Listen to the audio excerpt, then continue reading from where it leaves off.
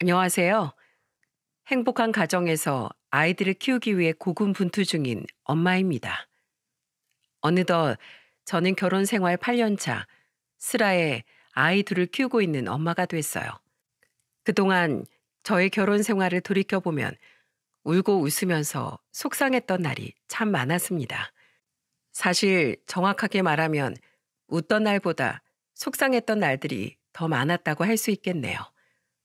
저는 결혼할 때 딱 한 가지만 봤습니다. 바로 남편의 인성과 배려심, 가치관을 보면서 결혼했었거든요. 남편이 좋은 사람이니까 당연히 시댁 식구들도 비슷하겠거니 생각했던 것 같아요. 그리고 시댁 식구들 성격까지 전부 파악하는 건 어렵지 않겠습니까? 직장 동료로 소개를 받아 만나게 된 남편은 연애 시절 저한테 하소연을 했던 적이 있긴 했어요. 우리 집에서 난 안 아픈 손가락이야. 안 아픈 손가락? 그게 무슨 소리야? 열 손가락 깨물어서 안 아픈 손가락 없다는데 우리 엄만 내가 어떻게 되든 눈 한번 깜짝 안 할 사람인 것 같아. 형이랑 누나한테 무슨 일 생기면 일주일 내내 걱정하면서 나한텐 아예 관심도 없는 것 같다니까. 남자친구와 연애할 당시에도 늘 장난만 편애하는 분위기의 시댁을 불만스러워했어요. 저도 남동생이 있긴 했지만 부모님께서 아들, 딸 가리지 않고 아껴주셨기 때문에 남편의 고충을 이해하긴 힘들었죠. 친정 부모님께서 형편은 어려워도 사랑과 관심으로 키워주셨거든요. 그래서 저는 대학 진학을 포기하고 바로 취업하는 길을 선택했어요. 남들은 수능 준비할 때 저는 취업한다고 하니까 아버지가 속상한 얼굴로 저를 보며 말하셨습니다. 유나야, 너 꼭 공장에 취업해야겠어. 아빠가 네 등록금 어떻게 해서든 마련해 볼게. 아니야. 어차피 난 더 배우고 싶은 공부도 없고 빨리 취업해서 돈 벌고 싶어. 그래도 네 친구들은 다 공부하는데 너만 그렇게 일하면 아쉽지 않겠어? 친구 따라 강남 가는 인생이 뭐 행복하겠어? 내가 공부만 잘했어도 고민 없이 대학 갔을 거야. 근데 난 공부에 재능도 없잖아. 그러니까 아빠도 내 선택 존중해 줬으면 좋겠어. 못난 아빠 만나서 미안하다. 우리 딸이 포기하는 걸 먼저 배운 것 같네. 아니라니까. 난 현실에 맞게 내 인생을 만들어 갈 줄 아는 거야. 두고 봐. 대학 안 가도 잘 살 수 있어. 아버지는 제가 대학을 안 가는 게 집안 사정 때문이라고 생각하셨는지 저한테 굉장히 미안해 하셨어요. 하지만 전 정말로 공부에 재능이 없다고 생각했고 저보다는 남동생이 대학에 진학하는 게 더 나은 선택이라고 생각한 겁니다. 그 후 저는 제 선택에 단 한 번도 후회해 본 적이 없어요. 남동생도 그런 제 선택을 놀리기보다 늘 존중해 주면서 용기 있는 선택이라면서 응원해 줬습니다. 대학교 졸업 후 탄탄한 중견기업에 취업했을 때도 남동생들은 가족들에게 고마워하면서 말했어요. 저 잘 키워주셔서 정말 감사드려요. 그리고 누나도 나한테 아르바이트 하지 말고 공부만 열심히 하라면서 용돈까지 챙겨줘서 너무 고마웠어. 난 정말 복받은 사람인 것 같아. 남동생은 어려운 환경 속에서도 자신이 그만큼 자리 잡을 수 있었던 건 부모님 덕분이라면서 감사하다는 말을 자주 했어요. 그 와중에도 제가 챙겨준 것도 잊지 않고 고마웠던 남동생을 보면서 참 기특하다고 생각했습니다. 그래서 저보다는 조금 더 넉넉했던 남편이 하는 말들이 믿기지 않긴 했어요. 솔직히 제 입장에서 형편이 더 좋으면 더 잘 살 수 있는 거 아닌가 싶었거든요. 시부모는 두 분이서 오랫동안 정육식당을 운영했기에 어렵지 않게 살았다고 들었죠. 삼남매 중에 막내였던 남편이 다복한 가정에서 사랑받고 컸을 것 같았는데 시댁에 인사 갔을 때 예상과는 다른 시댁 분위기에 깜짝 놀랐어요. 그날 시모가 집으로 초대를 해줘서 집으로 갔는데 시모는 절 보면서 뜬금없이 시숙 자랑을 하면서 말하는 겁니다. 우리 집안 장남이 대학 교수야. 너 대학 교수 만나본 적 있어? 아, 저는 대학교를 졸업하지 않아서요. 그것 봐. 이래서 사람은 가방끈이 길어야 한다니까. 이런 대단한 사람을 만나려면 대학교를 갔어야지. 넌 공부 못했지? 첫 만남에 이런 무례한 질문을 하는 시모 본 적 있으십니까? 저는 너무 황당했지만 시모 질문에 침착하게 대답했어요. 공부에 취미가 없기도 했고 전 이루고 싶은 꿈도 명확하게 없어서 그냥 취업했어요. 대학은 선택이잖아요. 꼭 공부 못하던 애들이 저런다니까. 그때 시모가 저의 대답에 비아냥거리면서 말하니까 시부가 시모의 말을 끊으면서 소리쳤어요. 당신 무슨 소리를 하는 거야? 할 소리 못할 소리 구분도 못해? 예비 며느리가 어떤 사람인지 알아보고 있는데 뭐가 문제예요? 그게 알아보는 거야? 그리고 막내 며느리 되래가 인사 왔는데 여기서 장남 자랑을 왜 해? 자랑할 게 그렇게 없어? 우리 장남 자랑스러우니까 자랑을 하지. 시끄러워. 장남 얘기 한 번만 더 해봐. 결국 시모는 시부의 말을 듣고 시숙 자랑을 멈추더군요. 가자마자 시숙이 어떤 대학에 들어가서 지금은 대학 교수로 이름을 알리고 있다는 둥 별소리를 다 들었네요. 진짜 그 말을 듣고 저는 어안이 벙벙한 채 듣고만 있다가 시부 덕분에 그만 들을 수 있었습니다. 하지만 시숙 얘기 멈춘다고 시모 입이 멈추는 건 아니었어요. 시모한테는 자랑하고 싶은 자식이 한 명 더 있던 겁니다. 그게 바로 신우였던 거죠. 그때 신우가 예비 올 게 궁금하다고 저를 보러 식사 자리에 왔던 거예요. 그런데 저희와 같이 밥을 먹던 시모가 신우가 오니까 입이 귀에 걸린 표정으로 환하게 웃으면서 맞아주는 겁니다. 어머, 우리 딸 왔어? 배고프지? 어서 앉아서 먹어. 안 그래도 나 급하게 온다고 빈속으로 왔는데 잘 됐다. 근데 내 국은? 국? 아유, 기다려봐. 내가 가져올게. 엄마, 예비 며느리가 왔으면 며느리가 떠와야지. 안 그래 올케? 갑자기 저를 보면서 움직이라는 듯한 눈치를 주는 신우를 보고 왜 저러나 싶었어요. 그때도 시부는 신우를 보면서 단호하게 말했습니다.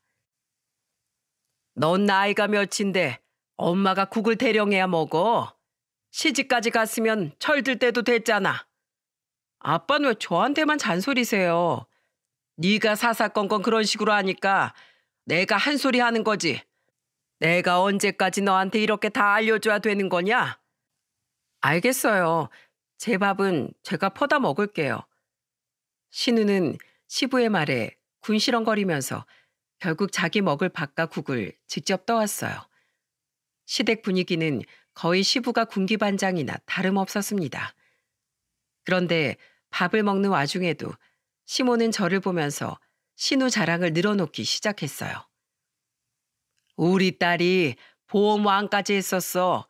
보험 약관 엄청 길고 어려운 걸 알아듣기 쉽게 얼마나 잘 설명해 주는데 너도 보험 필요하면 말해. 네, 근데 어머님 저한테 궁금한 건 없으세요? 너한테 궁금할 게 뭐가 있어? 아까 다 말했잖아. 너 대학 안 나왔다면서? 그럼 고졸인 애들 사는 거 다 비슷하겠지. 뭘 더 물어봐야 되는 거니? 너 뭐 말할 거 있어? 시모의 퉁명스러운 말에 저는 기가 죽었어요. 한 번도 고졸인 게 창피한 적이 없었는데 시모가 문제인 것처럼 말하니까 억울하기까지 했습니다. 그때 남편이 시모를 보면서 단호한 목소리로 말했어요. 엄마, 그런 말이 어딨어요. 저랑 결혼할 사람이잖아요. 네 수준에 맞는 여자 데리고 온 것 같아서 궁금한 게 없는데 나보고 어떡하라는 거야? 저한테 궁금한 게 없다는 시모 말에 저는 자존심까지 상했습니다. 그래서 저는 자리에서 일어나려고 했어요. 그런데 시부가 절 잡으면서 시모한테 또 한 번 화를 냈습니다. 당신, 대학 나온 게 무슨 대단한 표창장이라도 되는 줄 알아? 당신 딸을 봐. 대학 나오고도 위아래 모르고 사는 거. 당신이 그렇게 오냐오냐 키우니까 저 나이 먹고도 엄마한테 국 달라는 소리나 하고 있지. 대학교 졸업하고도 정신 상태가 저런 거 다 당신 탓이야. 아이들이 공부만 하다 보면 그럴 수도 있지. 왜 그래요? 공부만 하긴 개뿔. 자식들 대학 졸업장으로 나누는 사람은 당신밖에 없을 거야. 우리 막내가 얼마나 부모라면 끔찍하게 위할 줄 아는 자식인데 이런 건 누가 알려줘서 배우는 게 아니야. 우리 막내가 얼마나 성품 좋은 자식인데 내 앞에서 절대 애들 차별하지 마. 집안의 군기반장이었던 시부는 참다 못해 시모한테 한 소리를 했던 겁니다. 그리고는 저를 보면서 시부는 다정한 목소리로 말했어요. 예비 며느리가 많이 당황했겠네. 내가 다음에 정식으로 다시 초대할 테니까 그때 다시 와줄 수 있을까? 네, 아버님. 다음에 다시 인사 오겠습니다. 예상치 못한 상황에 저는 당황스러웠어요. 남편도 그런 저를 다독이면서 같이 집을 나왔습니다. 집을 나온 뒤 남편은 한숨을 쉬면서 저한테 말했어요. 오늘 당황스러웠지? 나도 이 정도일 줄은 몰랐는데 정말 미안해. 괜찮아. 그래도 아버님이 당신을 많이 아껴주시는 것 같아서 다행이다. 다 내가 부족해서 그래. 오빠가 뭐가 부족해. 난 대학 졸업장보다 자기 인생 잘 살아내는 모습이 더 좋아 보여. 그러니까 걱정 마. 우리 둘 다 대학 졸업장 없이 잘만 살았잖아. 나쁘거나 못난 인생도 아닌데 너무 나쁘게 생각 말자. 저는 시모의 태도가 당황스럽긴 했지만 그래도 시부가 중심을 잘 잡아주니까 큰 문제라고 생각하지 않았어요. 그리고 몇 주 뒤 저는 남편과 같이 시부모를 따로 뵙게 됐죠. 그때 시모는 저한테 미안한 목소리로 말했습니다. 내가 그때는 너무 선을 넘었던 것 같아. 미안하구나. 수동이가 항상 알아서 척척해내면서 사니까 내가 챙겨줄 게 별로 없었어. 그래서 당연히 좋은 여자 만났겠지. 그렇게 생각했던 것 같구나. 어머니 마음도 이해는 합니다. 그래도 앞으로는 저도 좀 관심 있게 지켜봐 주셨으면 좋겠어요. 그래, 내가 시어머니로서 좀 더 노력해보마. 시모는 그때 시부가 마련한 자리에서 시어머니로서 노력을 해보겠다고 했어요. 그 말에 저는 앞으로 잘 맞춰갈 수 있는 부분이라고 생각했습니다. 집안의 군기반장은 시부였으니까 시부가 있는 한 시댁 생활도 크게 어렵지 않을 거라고 믿었어요. 솔직히 남편이 좋으니까 다 좋게 보려고 했던 것 같아요. 하지만 결혼 8년 차인 제 결혼 생활이 어땠는 줄 아십니까? 양가에서 도와줄 형편은 아니었지만 저희 둘은 나름대로 모아둔 자산에 대출 조금 보태선 보금자리를 마련했어요. 전세였지만 매일같이 쓸고 닦으면서 행복한 미래를 꿈꿨습니다. 설레는 신혼생활 하던 중 첫 명절이 다가왔어요. 그리고 그날 저는 시모가 조상보다 중요하게 생각하는 사람이 누군지 단박에 알았답니다. 명절 전날 저는 미리 시댁에 가서 시모와 음식 준비를 하고 있었어요. 그런데 시모가 누군가와 전화를 하더니 저한테 와서 안타까운 목소리로 말하는 겁니다. 어쩌면 좋아. 큰애랑 통화해보니까 애가 아파서 응급실 들렸다고 온대. 갑자기 열이 펄펄 끓는다는데 어쩌겠어. 정말요? 많이 놀라셨겠어요. 그러니까 그래서 내가 얼른 병원부터 가라고 했어. 넌 나랑 같이 음식 좀 하자. 저는 첫 명절에 그렇게 시모와 같이 하루 종일 음식을 했어요. 애가 아프다는데 혼자 일하기 싫다고 오라고 할 수도 없는 노릇 아닙니까? 결혼하고 첫 명절이니까 잘하고 싶어서 그저 애를 쓰고 있었어요. 그렇게 명절 음식을 다 하고 저녁을 차린 뒤 저녁을 먹으려고 했었죠. 그때 시부가 잠시 자리를 비워서 저랑 남편, 시모만 있었어요. 저는 그때 남편을 보면서 말했습니다. 여보, 오늘 심부름 한다고 고생했어. 점심도 부실하게 먹었는데 저녁은 제대로 챙겨 먹자. 우와, 이걸 다 한 거야? 정말 맛있겠다. 당신은 청소한다고 바빴잖아. 어머님, 오늘 진짜 고생 많으셨어요. 어서 같이 저녁 먹어요. 제가 기쁜 목소리로 시모를 보며 말하던 그 순간, 시모는 소리를 치면서 벌떡 일어났어요. 잠깐! 어머니 왜요? 뭐가 빠졌어요? 당연하지. 중요한 게 빠졌잖아. 우리 장남이 아직 안 왔는데 왜 밥상에 손을 얹어? 금방 온다고 했으니까 기다려. 애가 아파서 병원으로 간 시숙 부부가 금방 온다고 했다면서 밥에 손을 못 대게 하는 겁니다. 하루 종일 일한 건 저와 남편인데 밥은 시숙이 와야 먹을 수 있다는 게 말이 됩니까? 너무 황당했던 그 순간 잠시 볼일 본다고 나갔던 시부가 돌아왔어요. 그리고 밥 다 차려놓고 가만히 있는 남편을 보고 묻더군요. 왜 밥도 안 먹고 있어? 나 기다린 거야? 아니요. 엄마가 형 오면 밥 먹으라고 지금 아무도 못 먹게 막고 있어요. 뭐? 당신 지금 그래서 식당 앞에 서 있는 거야? 지금 무슨 감시해? 시부는 놀란 목소리로 시모를 보고 물었어요. 그러자 시모는 당황한 목소리로 말했습니다. 우리 장남 거의 다 왔다는데 조금만 기다리면 새 반찬 줄 수 있잖아. 당신은 장남한테 먹던 반찬 주고 싶어? 안 늦게 온 놈이 그러면 먹던 거 먹지. 새 거 먹어? 그리고 지금 무슨 제사 지내? 큰아들 기다리다 다 굶어 죽겠어. 그냥 좀 먹어. 알아서들 먹고 오겠지. 하루 종일 일한 막내 며느리 생각은 안 해? 예, 며느라. 그냥 먹어. 이리 국 줘. 내가 데워줄게. 시부는 식은 국까지 다시 가져와서 데워주셨어요. 그날 황당했던 밥상은 정말 지금 생각해도 어이가 없습니다. 그런데 시모의 이런 행동은 약과였던 겁니다. 곧이어서 시숙과 큰형님이 들어왔는데 정말 기가 막혔어요.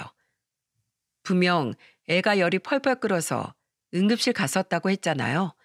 그런데 열이 펄펄 끓었다던 첫째가 너무 멀쩡하게 뛰어들어오는 거예요. 오죽하면 시부가 시숙을 보면서 놀라서 물어봤어요. 큰 손주가 열이 난다면서 괜찮아진 거야? 네? 아, 네. 이제 괜찮아요. 대체 얘는 병원에서 뭘 했길래 애가 이렇게 멀쩡해져서 왔어? 시부도 의아할 만큼 너무 멀쩡한 아이를 보고 깜짝 놀랐어요. 그런데 그때 아팠다던 애가 시부를 보면서 큰 소리로 깜짝 놀랄 소리를 했습니다. 할아버지, 저 병원 안 갔어요. 오늘 엄마랑 아빠랑 쇼핑하고 왔어요. 아빠가 옷 사줬어요. 해맑은 조카의 대답에 정말 온 가족이 놀랐어요. 형님은 다급한 목소리로 조카 입에 빵을 넣어주면서 말했습니다.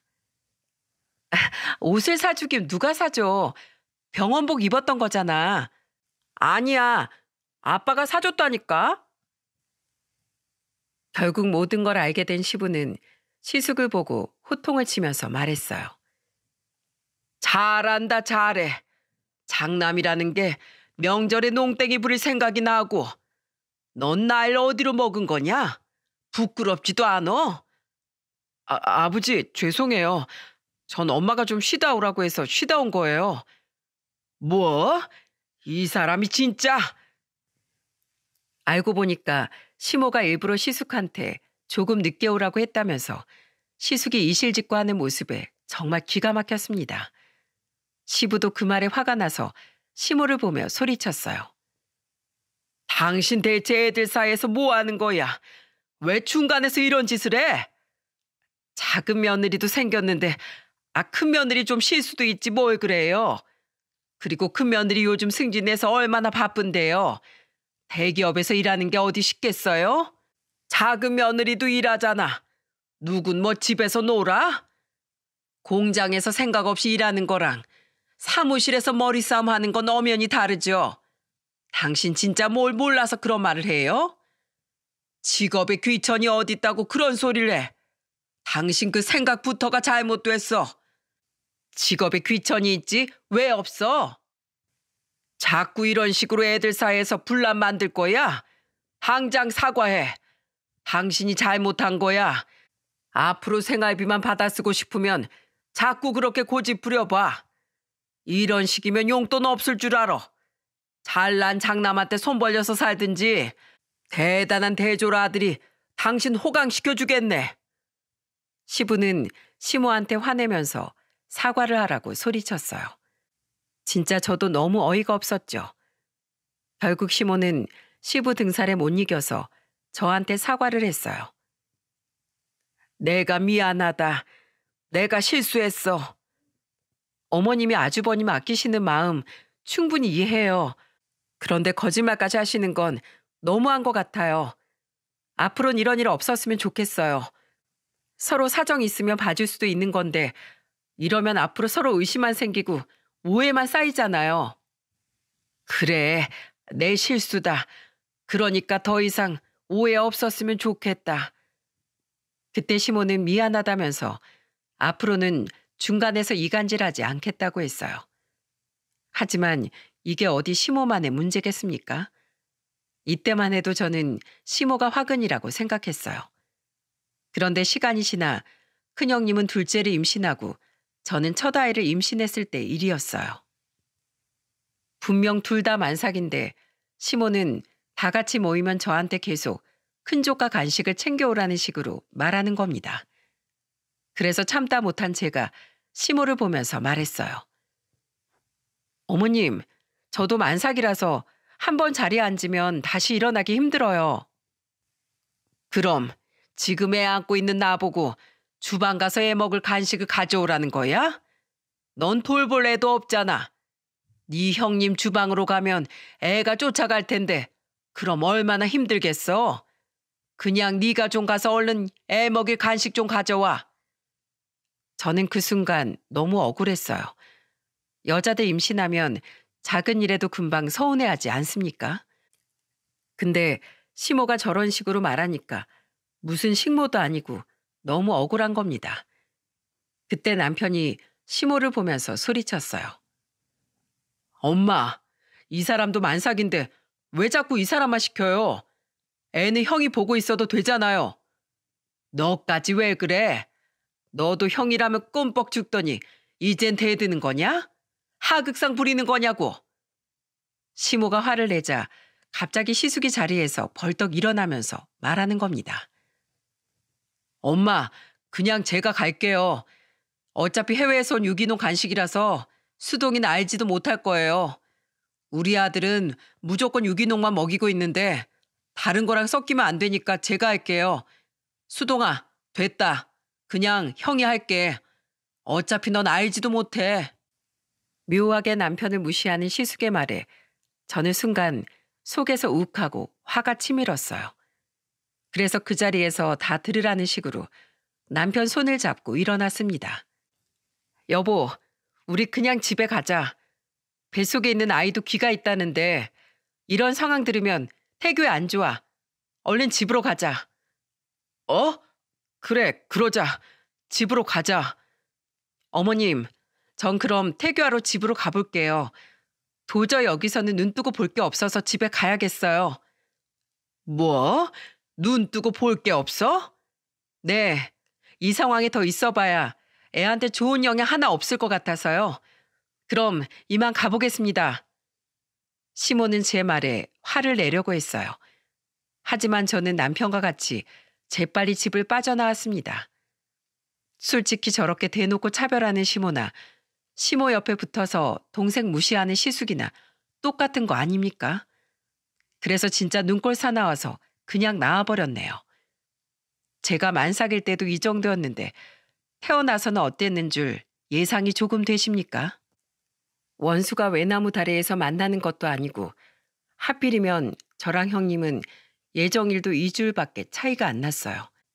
제가 먼저 출산하게 됐는데 그때 시모는 와보지도 않았습니다. 시부가 혼자서 왔었는데 미안하셨는지 둘러대면서 말하셨어요. 우리 식당이 바빠서 나 혼자 왔다. 미안하다. 갑자기 단체 손님이 오는 바람에 네 시모는 오고 싶어도 못 왔어. 괜찮아요, 아버님. 이렇게 와주셔서 감사해요. 시부가 제 눈치를 보면서 사과를 하길래 괜찮다고 말씀드렸어요. 그리고 제 아이를 보면서 수고했다는 말과 함께 선물을 주고 가셨죠. 하지만 이날의 진실은 1년 뒤에 알게 됐습니다. 바로 시부의 생신이라 온 가족이 모였던 날이었어요.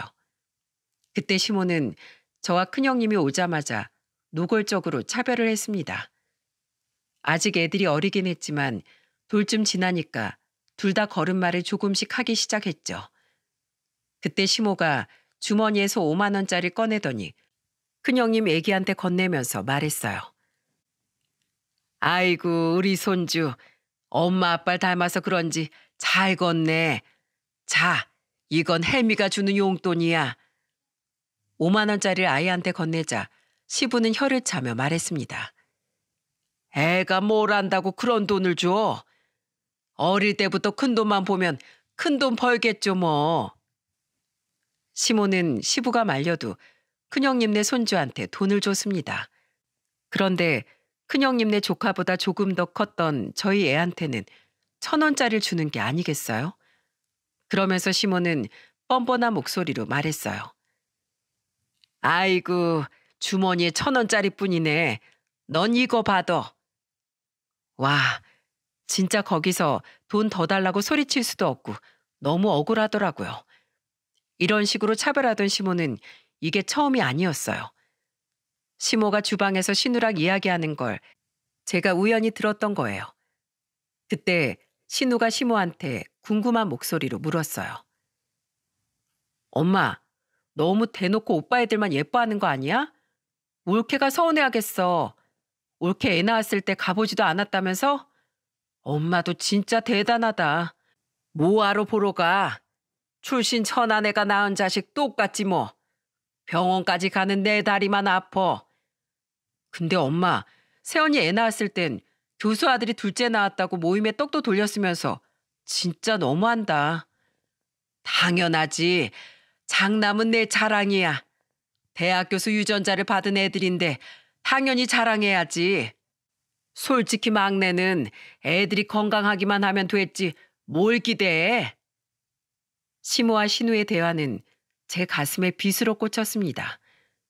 아무리 그래도 그렇지 며느리한테 이렇게 냉정할 수 있는 겁니까?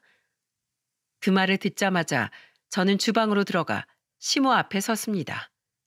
시모는 그런 저를 보자 놀란 표정으로 절 보면서 말했어요. 너 어디서부터 들었어? 이제 뭐 엿듣기까지 하니? 어디서 배운 짓이야? 어머님 대화의 심취한 목소리가 심리 밖에까지 들릴 것 같은데요. 그리고 뒤에서 이렇게 금 나누게 하고 있는 것도 정정당당한 거 아니니까 이러고 계신 거죠? 뭐야? 너 지금 나 가르치려고 하는 거야? 아니요. 전 어머님이 스스로 깨우치길 바랄게요. 부디 이게 잘못된 행동이라는 걸 꼭 알길 바랄게요. 저는 시모한테 선전포고하듯이 말하고 주방을 나와버렸어요. 그리고 그 후 남편한테 하소연을 했고 시댁에는 거리를 두기 시작했습니다. 솔직히 아이까지 차별하는 시댁에 자주 가고 싶겠습니까? 그렇게 시간이 흘러도 변하지 않은 시모의 차별에 넌덜머리가 나고 있었어요. 그러다가 저희 아이가 6살이 되던 해 신우가 이혼당했던 겁니다. 이혼 사유도 보험 영업하다 바람이 났고 이걸 들키는 바람에 이혼을 당했던 거죠. 유책 배우자라서 거의 빈손으로 쫓겨나듯이 집을 나온 신우는 시댁에서 살기 시작했어요. 그때부터 둘이 얼마나 쿵짝이 잘 맞았는지 모릅니다. 그런데 어쩌다 시댁에 가면 신우가 절 기다렸다는 듯이 달려오는 거예요. 다짜고짜 신이 난 목소리로 신우는 저한테 잔뜩 기대하는 얼굴로 책자를 펼치면서 말했어요. 올케 왔어? 내가 올케 얼마나 기다렸는지 알아? 네? 저를 왜 기다리세요?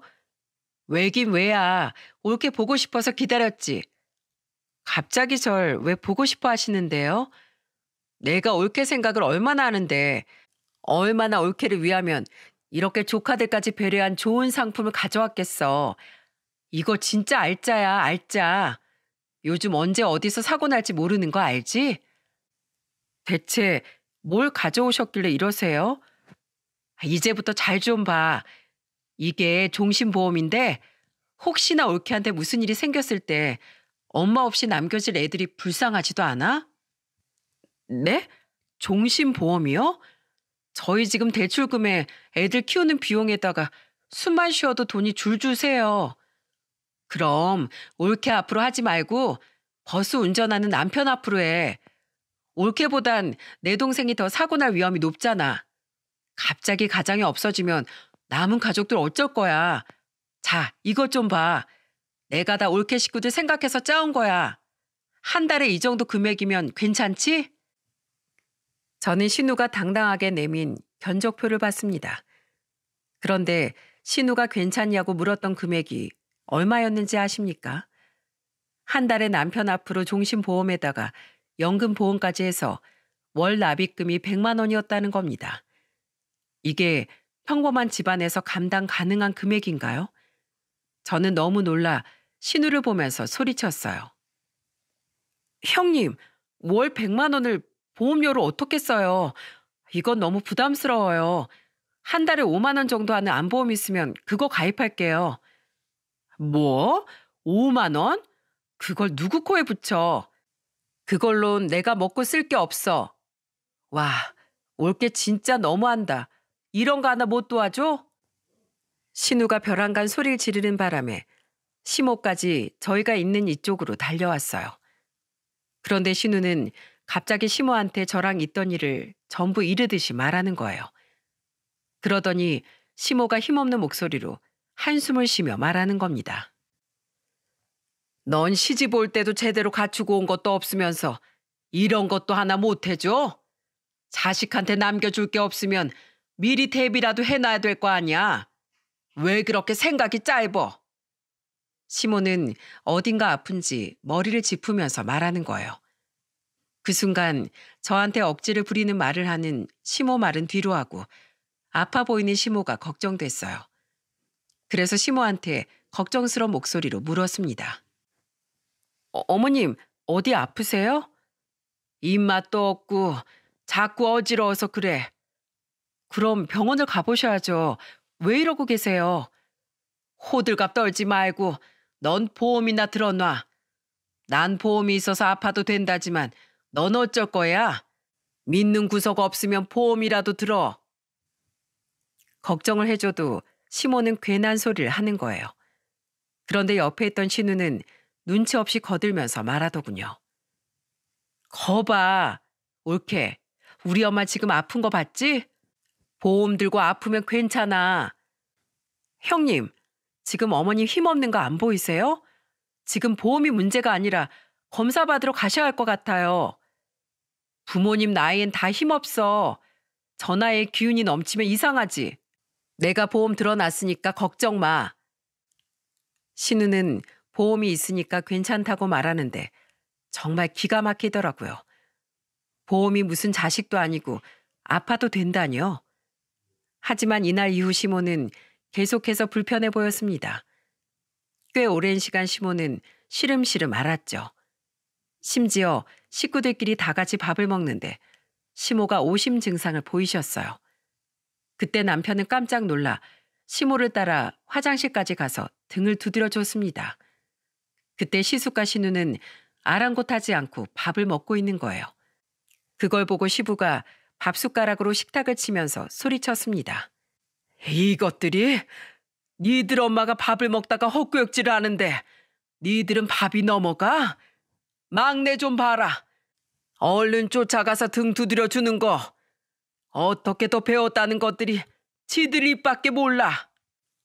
시부의 호통에 시숙은 궁시렁거리면서 말하더군요. 엄마가 힘들었으면 화장실까지 가지도 못했을 텐데 괜찮으실 거예요. 뭐야? 장남 정신머리가 이러니까 집안이 거꾸로 돌아가지.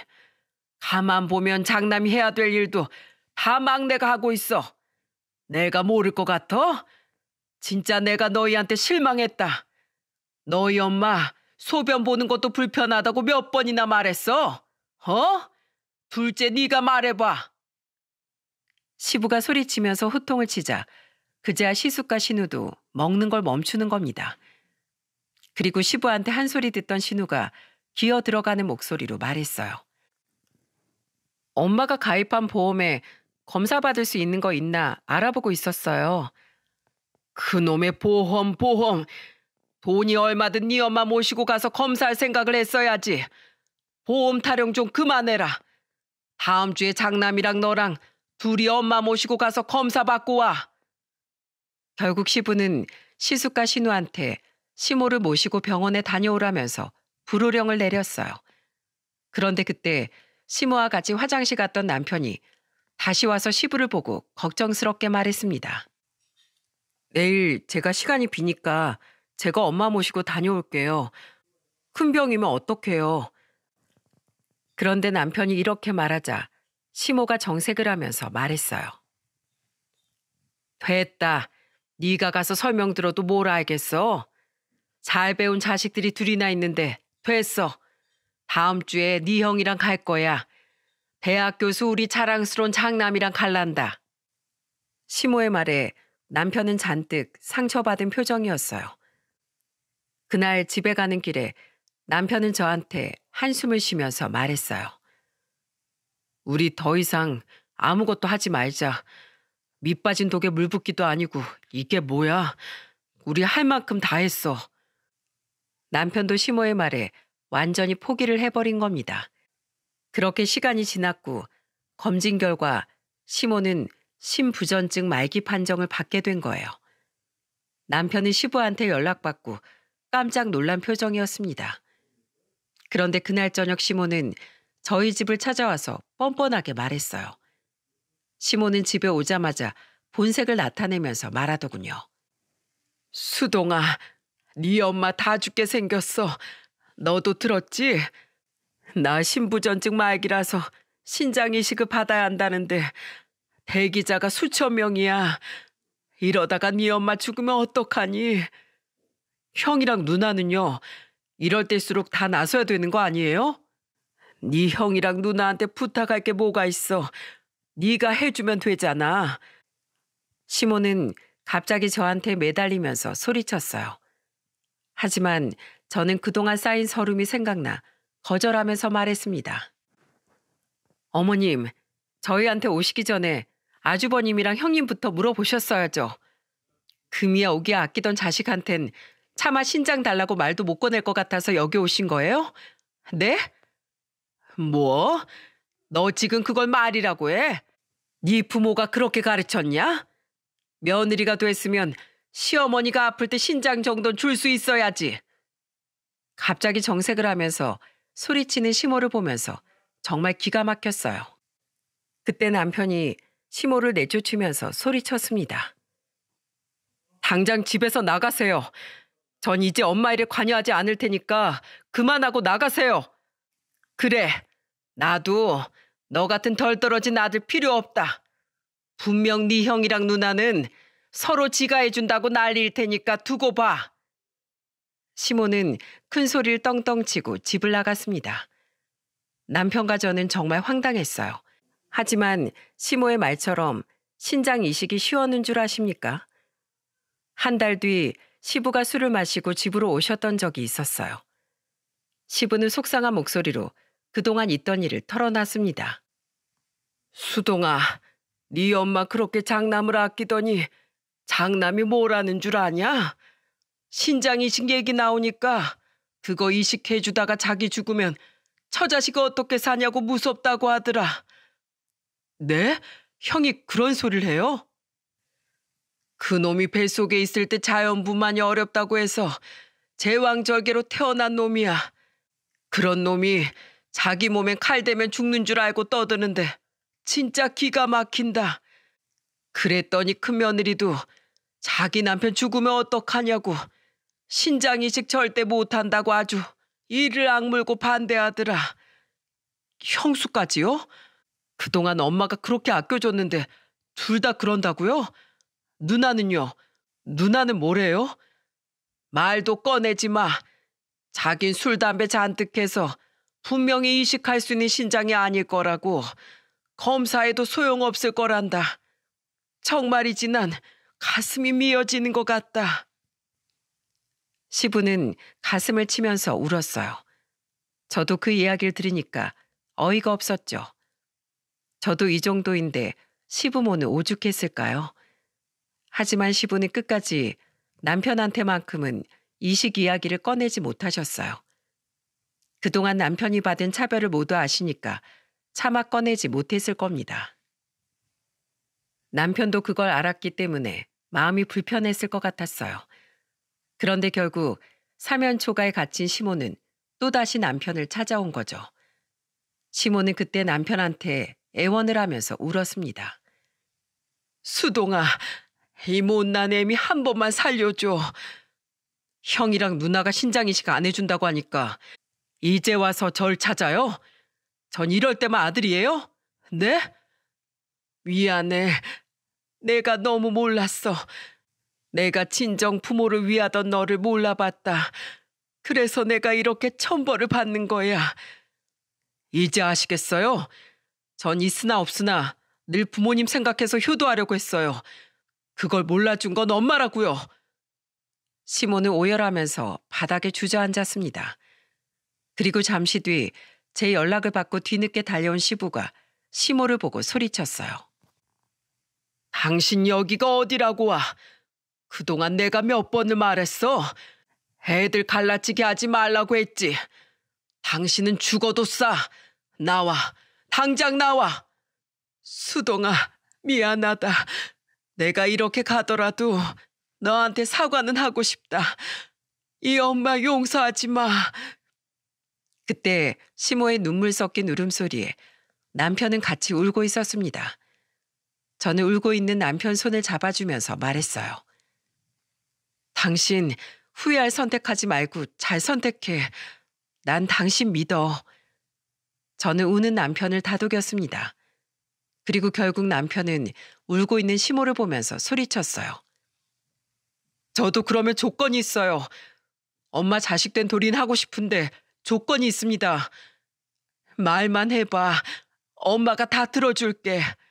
이 자리에서 각서 써주세요. 저는 술, 담배도 안 하고 건강해요. 물론 검사를 받아봐야겠지만 부모님을 위해서 후회 없는 선택을 할 겁니다. 결국 시모는 각서를 쓰기 시작했어요. 남편이 말한 각서 내용은 단순하지만 뼈가 있던 조건이었습니다. 첫째, 가족 간의 이간질과 차별하지 말 것.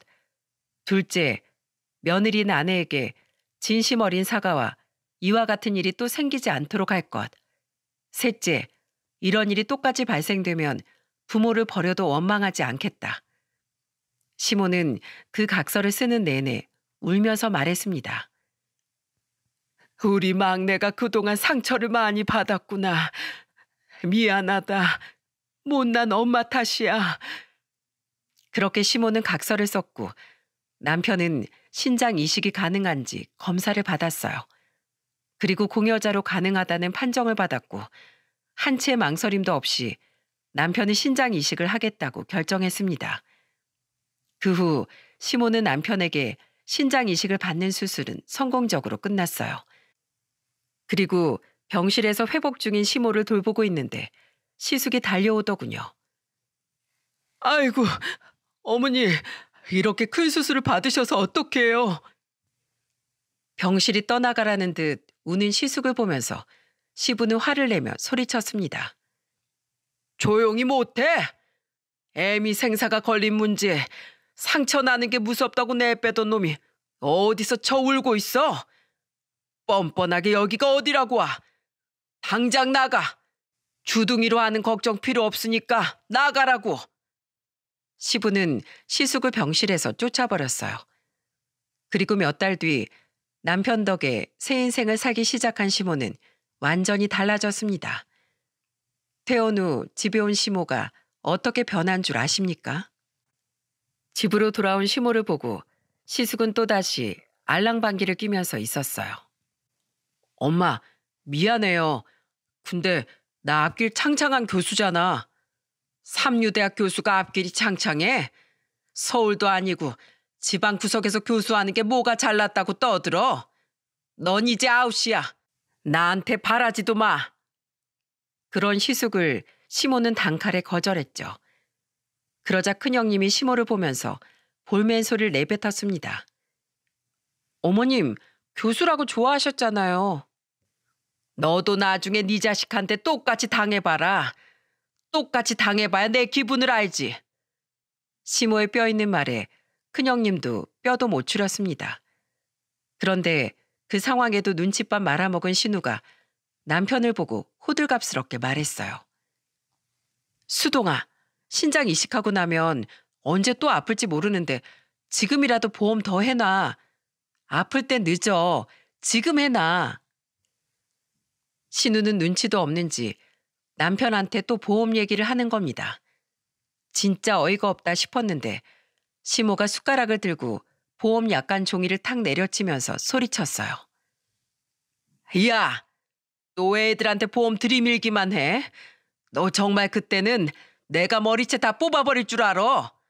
배웠다는 것들이 이 모양이야. 시모는 신우의 보험 종이를 아예 찢어버렸어요. 그리고 시숙과 신우를 보면서 소리쳤습니다. 내가 이번에 아파보고 딱 알았어. 사람이 어떤 마음으로 사느냐가 중요한 건데 그걸 너무 늦게 알았어. 뒤늦게 알았던 만큼 난 우리 수동이 아껴줄 거야. 내가 그동안 너무 상처만 줬다. 미안하다 막내야. 진심 어린 시모의 말에 남편은 눈물까지 흘렸습니다. 그렇게 정말 시모의 말처럼 사람은 어떤 마음으로 사느냐가 중요한 것 같아요. 그리고 인생은 길게 살아봐야 한다고 하더니 몇 년 뒤 시숙과 신우 인생은 흔들리기 시작한 겁니다.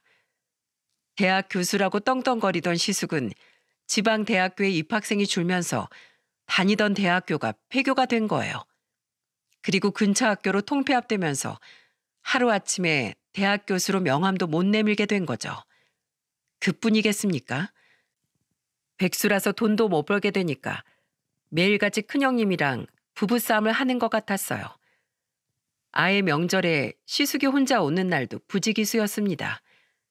그걸 보고 시모는 혀를 차면서 말했어요. 그렇게 지 남편 아프면 어떡하냐고 하더니 백수 되니까 거들떠도 안 보는 것 좀 봐. 그럼 어떡해요. 제가 능력이 없는 걸.